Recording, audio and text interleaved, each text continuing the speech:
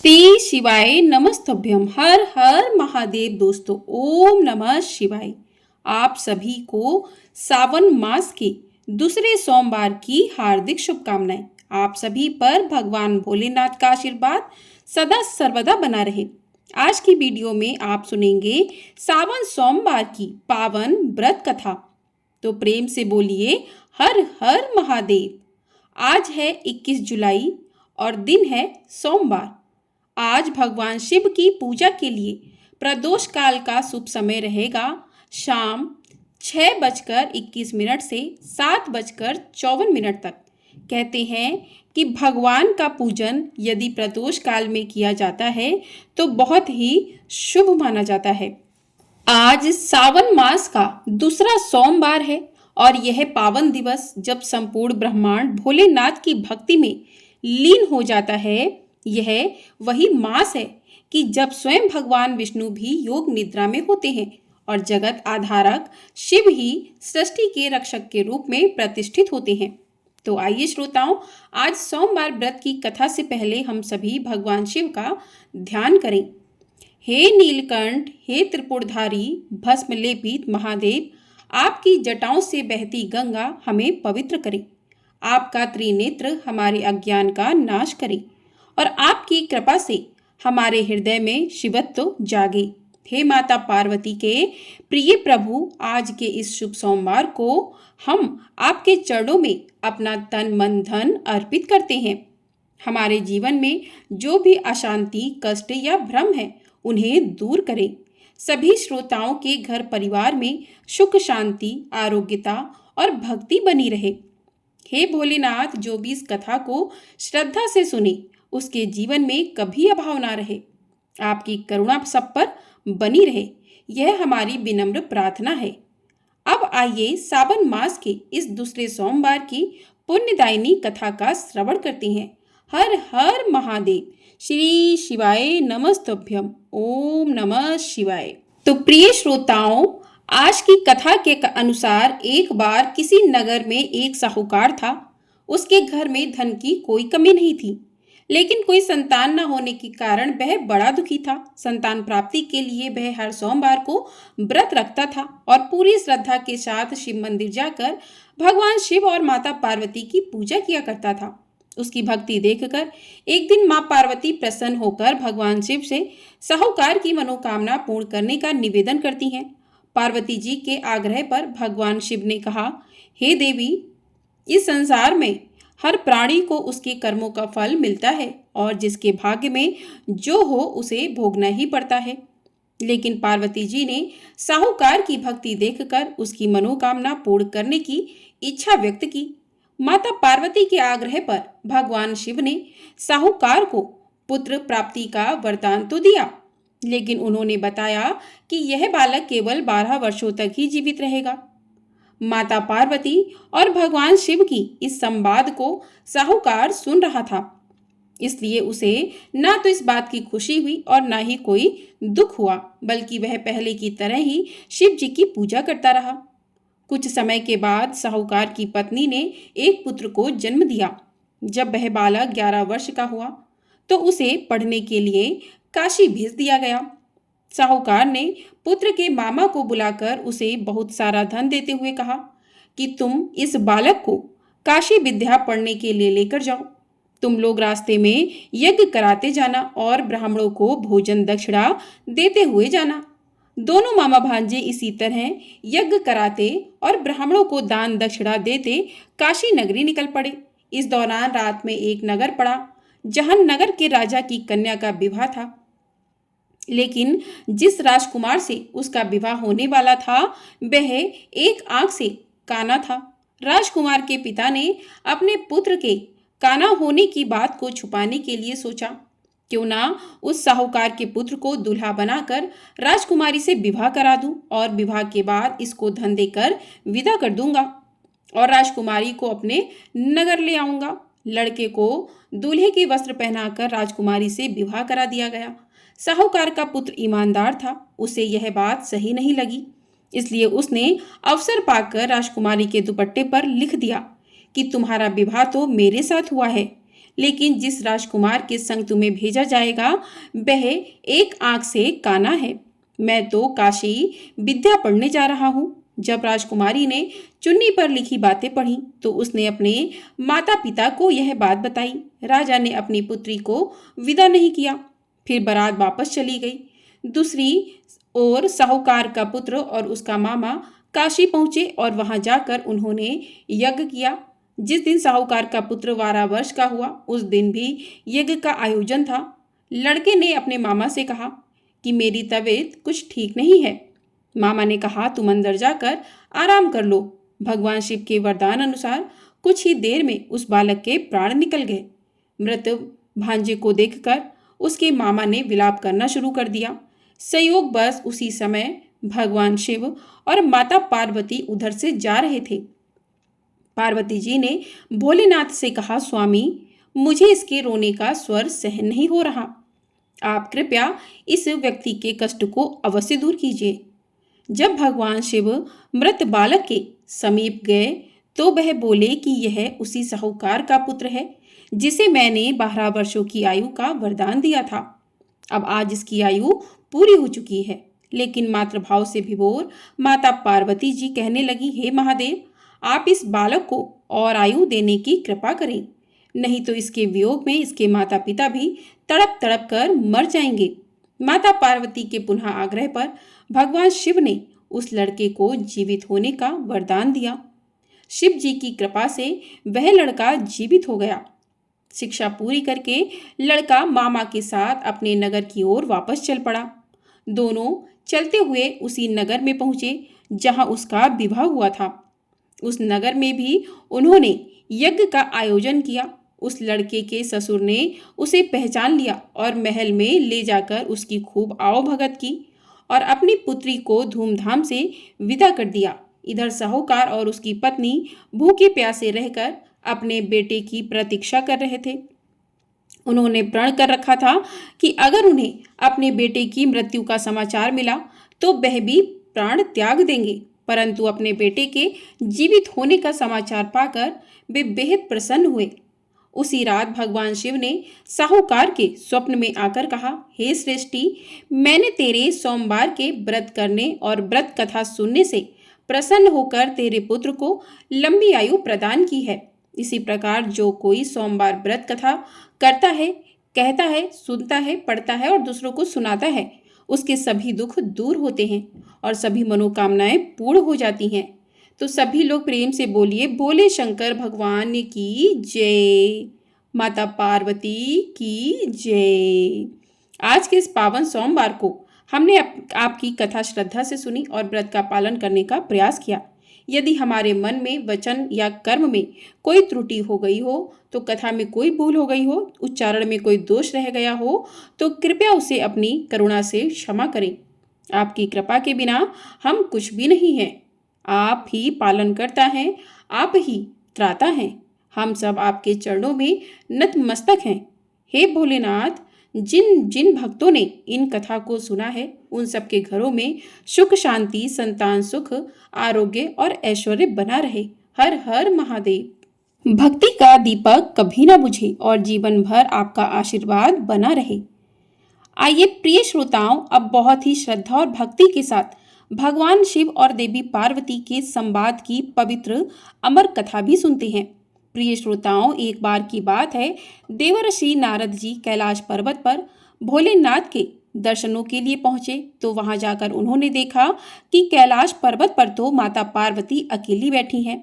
वहां पर देवी पार्वती को देखकर वह उनके पास पहुंचे और फिर उन्हें प्रणाम करके उन्होंने नारायण नारायण कहा। तब माता पार्वती ने पूछा, कहिए देवर्षि, कैसे आना हुआ? सब कुशल मंगल तो है ना? तब देवर्षि नारद जी बोले, माता, मैं इधर से जा रहा था तो सोचा आपसे और भोलेनाथ जी से मिलता चलूं, पर भोलेनाथ तो कहीं दिखाई ही नहीं दे रहे हैं। तब माता पार्वती बोली, उनके लिए कोई संदेश हो तो मुझे बता दो, वो अभी भ्रमण के लिए गए हैं। तब देवर्षि नारद ने माता पार्वती से कहा, माता, क्या आपको कभी भोलेनाथ ने अमर कथा सुनाई है? तब माता पार्वती कहने लगी, नहीं, मैंने तो कभी भी यह अमर कथा नहीं सुनी। नारद मुनि को अब अटखेलियां करने का एक विषय मिल गया था। उन्होंने माता पार्वती से कहा कि माता, बाबा भोलेनाथ को अमर कथा का वरदान प्राप्त है। अगर कोई भी उस अमर कथा को सुन ले तो वह अमर हो जाएगा। लेकिन बाबा ने आपको वह अमर कथा अब तक क्यों नहीं सुनाई? क्या उन्हें आपसे ऐसा विशेष प्रेम नहीं है? देवर्षि की ये बात माता पार्वती के हृदय में चुभ गई, किंतु वे अपने आप को संयमित करते हुए बोली, नहीं देवर्षि, ऐसी कोई बात नहीं है। उन्होंने तो मुझसे कथा सुनने को कहा था, पर मैंने ही मना कर दिया था। अब इधर देवर्षि नारद माता पार्वती के मन में संशय डालकर चले गए और उधर जैसे ही भोलेनाथ कैलाश पर्वत पर वापस आए, माता पार्वती ने उनसे कहा कि हे भोलेनाथ, आज तो मुझे आपसे अमर कथा सुननी है। तब भोलेनाथ बोले, देवी, यह अचानक आज आपको अमर कथा की कैसे याद आ गई? महादेव ने अपनी दिव्य दृष्टि से इस अमर कथा को सुनने की माता पार्वती की तीव्र इच्छा के पीछे का कारण जान लिया। वे जान गए कि देवर्षि नारद ने देवी पार्वती से यह सारा वृत्तांत कहा है। तब भोलेनाथ कहने लगे, देवी, अभी संध्या का समय हो रहा है और अमर कथा प्रातः काल ही सुनते हैं, तभी पुण्य मिलता है। तब माता पार्वती भगवान शिव की इस बात से सहमत हो गईं। भगवान शिव ने भी सोचा कि सुबह तक देवी पार्वती सब कुछ भूल भाल जाएंगी, लेकिन अगले दिन सुबह सुबह माता पार्वती जी भगवान भोलेनाथ के जागने की प्रतीक्षा करने लगी कि कब वह जागें और कब वह उनके श्रीमुख से अमर कथा का श्रवण करें। तब जैसे ही भोलेनाथ जागे तो देवी पार्वती उनके समक्ष पहुंच गईं और पूछने लगी कि भोलेनाथ, अब तो सुनाइए अमर कथा। तब भगवान शिव कहने लगे कि देवी, कथा को सुनने से पहले हमें यह देखना है कि कैलाश पर कोई जीव जंतु ना हो। तब भगवान शिव ने अपनी शक्ति से एक भयंकर गढ़ को प्रकट किया, जिसने कैलाश पर्वत पर विद्यमान सभी जीव जंतुओं को वहां से भगा दिया। अब भगवान शिव देवी पार्वती को अपने साथ लेकर कैलाश पर्वत पर आसपास भ्रमण करने लगे, यह सुनिश्चित करने के लिए कि कहीं कोई जीव जंतु तो नहीं रह गया। माता पार्वती ने पूरे कैलाश पर जाकर देख लिया, लेकिन उन्हें कहीं कुछ भी नजर नहीं आया। लेकिन कुछ ही दूरी पर एक शुक और शुकी का घोंसला था, जिसमें एक अंडा पड़ा था, किंतु सुबह सुबह वह शुकी दाना चुगने चली गई थी। देवी पार्वती ने अंडे को देखकर सोचा कि यह तो न जीव है न जंतु है और इससे तो कोई खास भय भी नहीं है। तब देवी पार्वती भगवान शिव के पास जाकर बोली कि हे भोलेनाथ, मैंने दूर दूर तक देख लिया है, कहीं भी कोई जीव जंतु नहीं है। भगवान भोलेनाथ बोले, देवी, अब ध्यान से सुनो। जब मैं कथा सुनाऊं तो तुम बीच बीच में रुककर हुंकारा भरती रहना, क्योंकि जब मैं कथा सुनाऊंगा तब मेरी आंखें बंद रहेंगी। माता पार्वती बोली, ठीक है प्रभु। अब भोलेनाथ ने अमर कथा सुनाना प्रारंभ किया। देवी पार्वती बीच बीच में हुंकार भरने लगी और भगवान शिव देवी पार्वती को नेत्र बंद किए हुए अमर कथा सुनाते रहे। इसी बीच में अपने आप ही वह शुकी का अंडा फूटकर उसमें से बच्चा बाहर आ गया और वह भी कथा सुनने लगा। इधर कथा सुनते सुनते देवी पार्वती को बीच में ही झपकी आ गई, लेकिन जब उस शुकी के बच्चे ने देखा कि देवी पार्वती को तो निद्रा आ गई है, तो वह बीच बीच में रुककर अपने आप ही हुंकारा भरने लगा और भोलेनाथ की वह अमर कथा सुनने लगा। जब अमर कथा समाप्त होने लगी तभी देवी पार्वती की निद्रा टूट गई और वह पूछने लगी कि फिर क्या हुआ था भगवान। तब भगवान शिव कहने लगे, देवी, कथा तो पूरी हो गई। तब पार्वती जी ने कहा, लेकिन प्रभु, मुझे तो बीच में ही नींद आ गई थी। भगवान शिव बोले, अगर तुम्हें नींद आ गई थी तो फिर यह कथा कौन सुन रहा था और बीच बीच में हुंकार कौन भर रहा था? तभी उनकी दृष्टि पड़ी उस नन्हे शुक पर, जो कथा सुनकर हुंकार भरता रहा था। महादेव अपना त्रिशूल लेकर उसे मारने के लिए दौड़े, परंतु वह शुक्र आगे उड़ गया, आगे आगे शुक और पीछे पीछे भोले शंकर। इस प्रकार वह शुक उड़ता हुआ तीनों लोकों में घूमने लगा। अंत में वह व्यास जी के आश्रम में पहुंच गया, जहां उनकी पत्नी पेड़ के नीचे बैठी हुई थी। जैसे ही उन्होंने उबासी ली, वह सुख उनके मुख से होता हुआ व्यास जी की पत्नी के गर्भ में चला गया।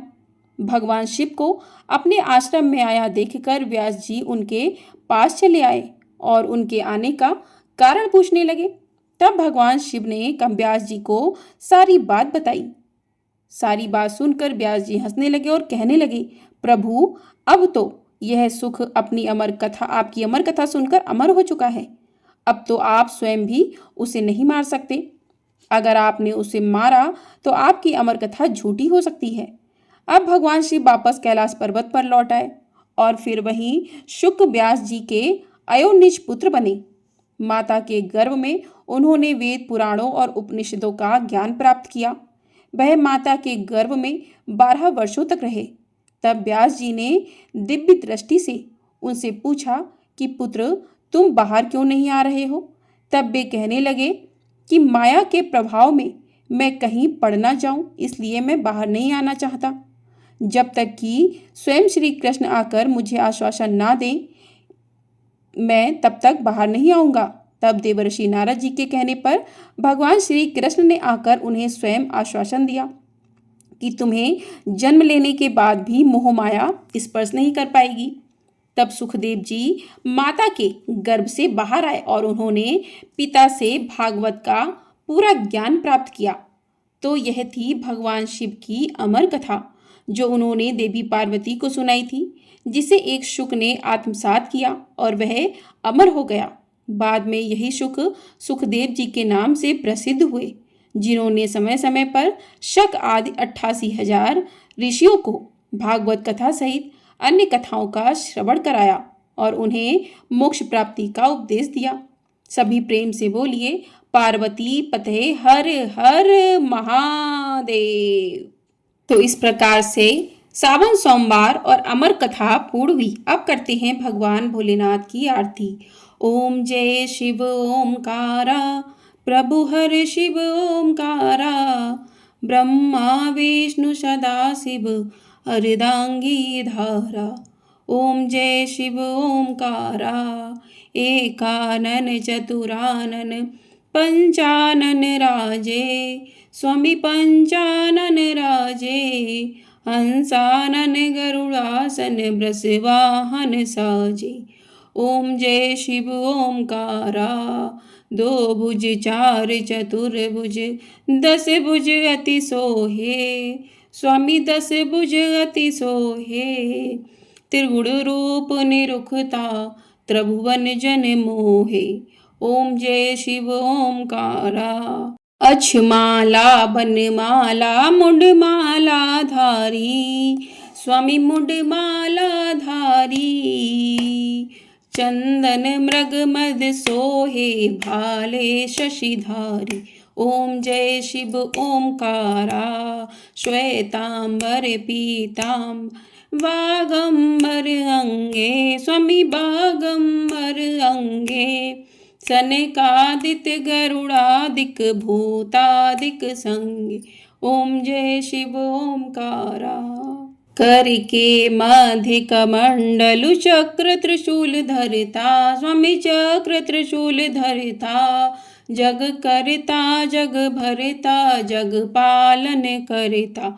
ओम जय शिव ओमकारा, ओम जय शिव ओमकारा, प्रभु हर शिव ओमकारा, ब्रह्मा विष्णु सदा शिव जानत अभिवेका, प्रणवाक्षर के मध्य ये तीनों एका। ओम जय शिव ओमकारा, काशी में विश्वनाथ विराजत नंद ब्रह्मचारी, नित उठ भोग लगावत महिमाति भारी। ओम जय शिव ओमकारा, त्रिगुण शिव जी की आरती जो कोई नर गाता, कहत शिवानंद स्वामी सुख संपत्ति पाता। ओम जय शिव ओमकारा, हर हर महादेव। जय शिव शंभु। प्रेम से बोलिए भगवान भोलेनाथ की जय। तो इस प्रकार से सावन सोमवार की पावन व्रत कथा और आरती पूर्ण हुई।